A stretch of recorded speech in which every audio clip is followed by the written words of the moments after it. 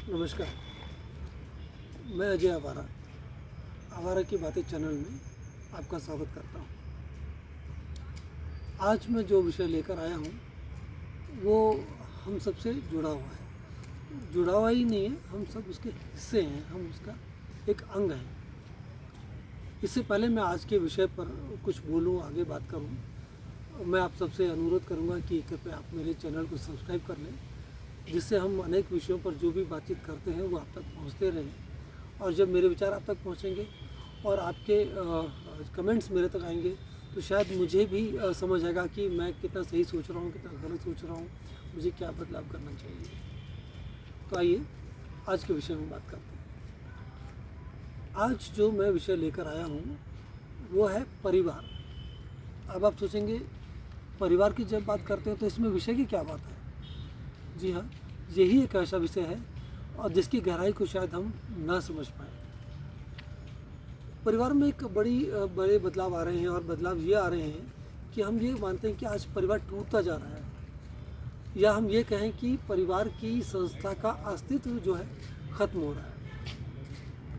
परिवार की संस्था का अस्तित्व मतलब आप ये कह सकते हैं कि परिवार के सदस्य शायद साथ रहना ही नहीं चाहते। हम अगर 20-25 साल पहले की बात करें तो एक व्यवस्था थी संयुक्त परिवार की। जब संयुक्त परिवार टूटने लगे तो एक चिंता व्यक्त की गई कि अगर एकल परिवार बन जाएंगे तो सामाजिक सद्भाव सौहार्द कैसे रहेगा। और आज दुख का विषय ये है कि एकल परिवार भी खत्म होते जा रहे हैं। मैंने एक व्यंग्य पढ़ा था किसी लेखक के द्वारा और उसमें ये लिखा गया था, बड़ा अच्छा सटीक व्यंग्य था कि आजकल अगर पति पत्नी साथ रहते हैं तो वही संयुक्त परिवार है। तो आप ये समझ लीजिए, अगर पति पत्नी के साथ रहना ही संयुक्त परिवार की परिभाषा बन रही है तो परिवार अपनी पहचान, अपनी अस्तित्व खोता जा रहा है। इस पर हम बात करें इससे पहले चलिए देखते हैं कि परिवार की संस्था अस्तित्व में आई कैसे। हम पुरानी तरफ जाते हैं, पहले की तरफ जाते हैं ताकि हम समझें कि परिवार आखिर है क्या। आप ये समझ लीजिए कि जब इंसान जब धरा पर आया उसने सामाजिक रूप से संयुक्त रूप से रहना शुरू किया, तब ये एक बात आई कि जब आबादी बढ़ी, रिश्तों का अस्तित्व कैसा हमें समझना पड़ेगा। पहले लोग कम रहे होंगे तो शायद रिश्तों की उलझनें ना रही हों और शायद आपस में इतना मेलजोल ना रहा हो।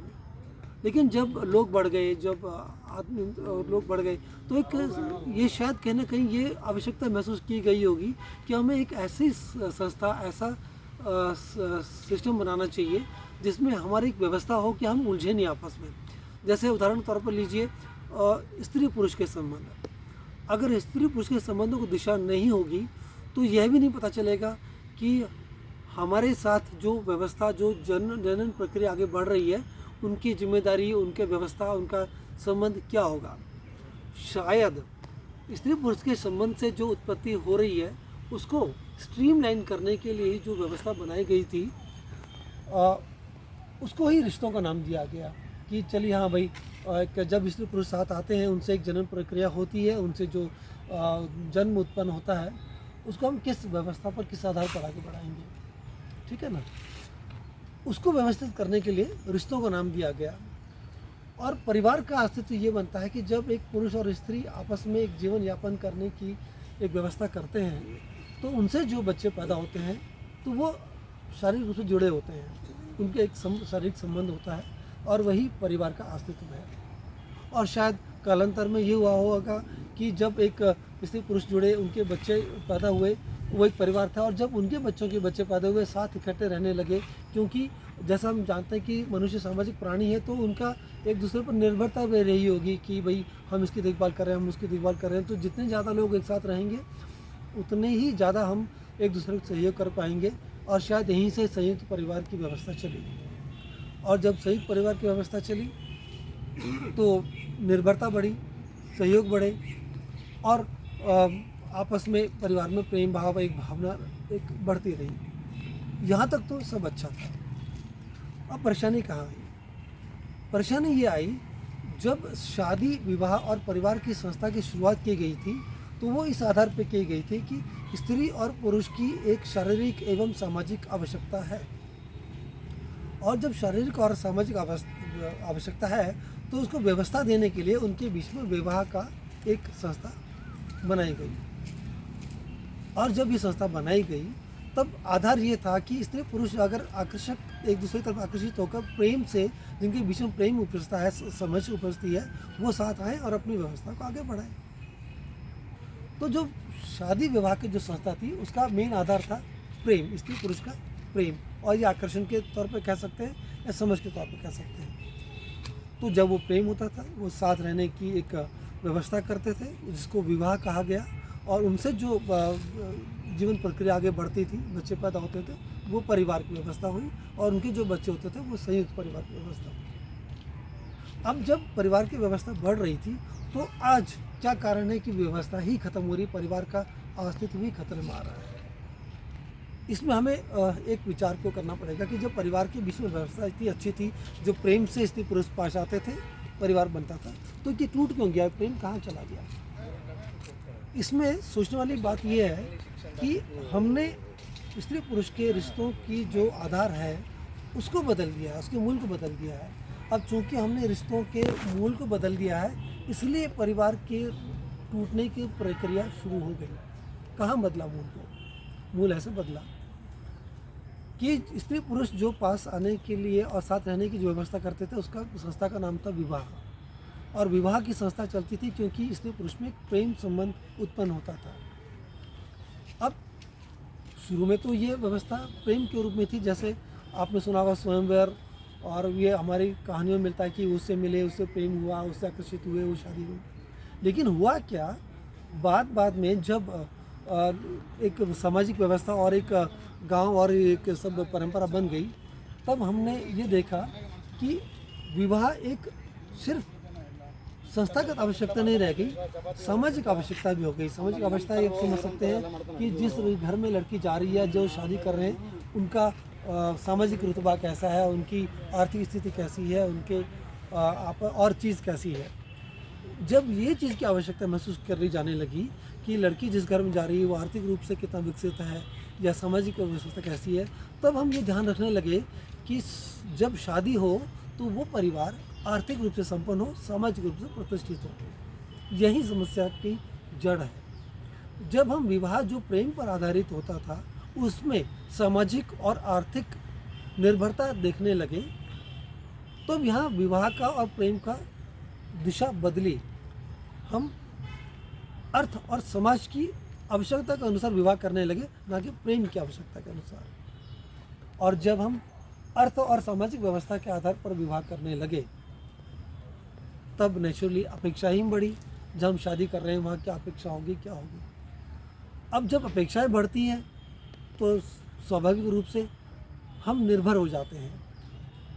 अब इसमें एक समझने वाली बात ये थी कि जब निर्भरता की बात करते हैं तो जब स्त्री पुरुष का जब संबंध होता है और वो परिवार बसाते हैं, तो मूल रूप से हम इस आधार को लेकर चलते हैं कि पुरुष जो है, जो कि शारीरिक रूप से ज़्यादा सक्षम है, वो बाहर का कार्य देखेगा, धन उपार्जन का मतलब कमाने का कार्य देखेगा, और स्त्री जो मूल रूप से समर्पित होती है, संरचना में ज़्यादा प्रवीण होती है, वो घर को संभालेगी। ये उनकी शारीरिक क्षमताओं के आधार पर यही व्यवस्था की गई थी। अब उस व्यवस्था को देखें तो बहुत अच्छा है। पुरुष का एक क्षेत्र है, महिला का एक क्षेत्र है, दोनों के बीच में एक समझ है और परिवार आगे चल रहा है। लेकिन इंसान में एक बहुत बड़ी परेशानी क्या है कि हम स्वार्थ के वशीभूत बहुत जल्दी हो जाते हैं, और जब स्वार्थ के वशीभूत होने लगते हैं तो हम अपने क्षेत्र में जो आज़ादी, जो स्वतंत्रता हमें मिली होती है, उसका दुरुपयोग करने लगते हैं, और उस दुरुपयोग के कारण विषमताएँ आई, कुरीतियाँ आई, स्वार्थ आए, और ये व्यवस्था में टकराव आने लगा। जैसे पुरुष अगर बाहर जा रहा है तो वो ये मानने लगा कि मैं ही एक स्त्री का पालन कर रहा हूँ, वो मुझ पर निर्भर है। तो जब अहम आ गया उसके अंदर कि मैं ही पालक हूँ, और उसके अंदर अहम आ गया, तो वो अपने परिवार पर अपना स्वामित्व स्थापित करने लगा। यहाँ बात बदलती है। जो संस्था सहयोग पर आधारित थी वो अब स्वामित्व पर आ गई, और स्त्री को भी सिखाया जाने लगा कि पति आपका स्वामी है। जब बात स्वामित्व पर आ जाती है तो बात अधिकार की आ जाती है, और जब बात अधिकार की आ जाती है तो फिर कर्तव्य भी आ जाते हैं। यहाँ परेशानी ये हुई, जिसने अधिकार जताया उसने कर्तव्य नहीं समझा, लेकिन जिसके लिए कर्तव्य स्थापित किए गए उसको अधिकार नहीं दिए गए। यहाँ से परिवार के बिखराव का बीज पड़ता है। जब कर्तव्य के साथ अधिकार नहीं है और अधिकार के साथ कर्तव्य नहीं है तो टकराव होना स्वाभाविक है, वो होगा। और यहीं से शुरू होती है स्त्री पर आप ये समझ सकते हैं कि अत्याचार या उसको दबाने की या उसको एक तरह से सीमित कर देने की व्यवस्था। और जब ये व्यवस्था शुरू हो गई तब स्त्री का दम घुटने लगा और वो छटपटाने लगी कि मुझे आज़ाद होना है, मुझे आत्मनिर्भर होना है। अब जब ये लहर चल पड़ी कि स्त्री आज़ाद होगी, आत्मनिर्भर होगी, तो बदलाव आया समाज में, अच्छा बदलाव आया। स्त्री आत्मनिर्भर हुई, कमाने लगी, अपना ध्यान खुद रखने लगी और या आप ये समझ सकते हैं कि अपने आप को स्वावलंबी हो गई। यहाँ तक तो बहुत अच्छी बात थी कि स्वावलंबी हो गई, लेकिन कहते हैं कि अगर कुछ अच्छा होता है तो उसके साथ बुराई भी चल के आती है। अब जब यहाँ स्त्रियों का स्वावलंबन आया, आत्मनिर्भरता आई, तो यहाँ पर अपने साथी पर निर्भरता खत्म हो गई। और परिवार के मूल में यही छिपा हुआ है, परिवार तब तक एकजुट है तब तक हमारी निर्भरता है। आपने देखा होगा जब तक हम किसी पर निर्भर होते हैं तब तक हम उसके साथ होते हैं, और जब हम आत्मनिर्भर हो जाते हैं तो हमारे बीच में ये भावना आने लगती है कि अब हमें उसकी क्या आवश्यकता है। और जब हमें आवश्यकता नज़र नहीं आती तब हम अलग होने के बहाने ढूंढने लगते हैं। यही बात यहाँ पर आई जब स्त्री आत्मनिर्भर हो गई और जब सब लोग आत्मनिर्भर हो गए तो उनको ये लगने लगा कि जब हम आत्मनिर्भर हैं तो हमें आवश्यकता क्या है, और जब आवश्यकता नहीं बची तो साथ क्यों रहेंगे। मेरे ख्याल से आप समझ रहे हैं कि जिस चीज़ को हमने कुरीति या गलत समझा था वही परिवार को जोड़ने का आधार था। हमने अधिकार और कर्तव्य का जो असंतुलन हुआ था उसको असंतुलन को संभालने के बजाय एक नई रीत चला दी आत्मनिर्भरता की। और जब निर्भरता ही नहीं रहेगी तो आप साथ क्यों रहेंगे, यही सवाल है। और यही परिवार के टूटने का कारण था। अब हमें ये देखना है परिवार तब तक जुड़ा रहता है जब तो निर्भरता रहे और सम्मान रहे।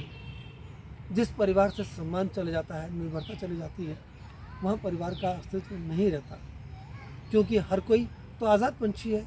जब हर कोई आज़ाद पक्षी है तो अपने अपनी दिशा में उड़ेंगे। फिर परिवार की संस्था के बने रहने का आधार क्या रहा। हम सवाल करते हैं ना कि आजकल कोई सहयोग नहीं है, पति पत्नी में आपस में अंडरस्टैंडिंग नहीं है। वो इसीलिए नहीं है क्योंकि निर्भरता नहीं है। और निर्भरता खत्म क्यों हुई? विद्रोह के कारण। विद्रोह हो गया था ना, जब औरत दबी हुई थी तो उसने विद्रोह कर दिया कि मुझे भी आत्मनिर्भर होना है। और विद्रोह क्यों हुआ? क्योंकि हमने अधिकार और कर्तव्य का संतुलन नहीं रखा। अधिकार और कर्तव्य का संतुलन अगर बना रहेगा तो परिवार का अस्तित्व बना रहेगा। और अगर हमने कर्तव्य और अधिकार का संतुलन खो दिया तो परिवार की व्यवस्था समाप्त मानी जाएगी। और जब परिवार की व्यवस्था समाप्त मानी जाएगी तो नेचुरली फिर आजकल ऐसा कहा जाता है कि विवाह और शादी के में भी लोग इंटरेस्टेड नहीं होते, वो व्यवस्था भी धीरे धीरे खत्म हो जाएगी। अब हमें ये देखना है क्या हम वापस उस अधिकार और कर्तव्य के संतुलन को बना सकते हैं। अगर हम उस संतुलन को बना सकते हैं तो हम परिवार की संस्था को बचा कर रखेंगे और शादी विवाह की संस्था को भी हम एक स्वस्थ रूप दे पाएंगे।